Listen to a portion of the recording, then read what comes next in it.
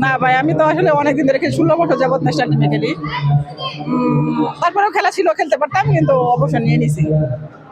জুনিয়রদের সুযোগ করে দিয়েছি। মানে এটা কি নতুনদের সুযোগ দেওয়ার জন্য কি ছেড়ে দাও?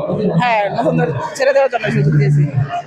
আসলে ভাইয়া তো খেললে, মানে যদি ম্যাচ খেলা হয় বা খেললে তো জিতলেই ভালো লাগে, যদি হারে যায় তো মন অনেক ডাউন হয়ে যায়। আসলে আমাদের টিমটা, আমরা সিনিয়র আছি 5 জন, জুনিয়র গুলো অনেক বেশি। আমরা জিতছি, অনেক ভালো লাগতেছে।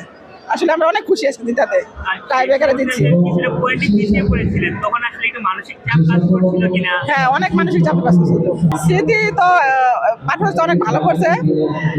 হচ্ছে আপনার ও যে টেকনিক খাটাইছে সেটা হচ্ছে, আমরা ওরাদের 3 জন সিনিয়র রেডার ছিল ভালো। আমি ওকে বলে দিয়েছি যেন ওই 3টা রেডারের পরে যে জুনিয়র টিমটা মেড আসবে রেড দিতে, আমরা ব্ল্যাক ওরা বকলাই নেই, রাইখে দিই। যদি রাইখে দিতে পারি তাহলে আমরা জিতবো। স্মৃতি সেই ওই কাজটাই করছে, আর আমরা টেকনিকে জিতে গেছি 2 পয়েন্টে। ওকে তো আসলে ওর কি অবস্থা এখন বলতে পারতেছি রে ভাই, আমরা তো কেবল খেলা শেষ করলাম। দেখতে হবে আর কি অবস্থা, ওকে মেডিকেলে নিয়ে যাওয়া হয়েছে। আসলে ভাই ফিজিও তো এই কদিন ছিল, আজকে হঠাৎ করে আসে নাই, কি কারণে সেটা আসলে বলতে পারলাম না।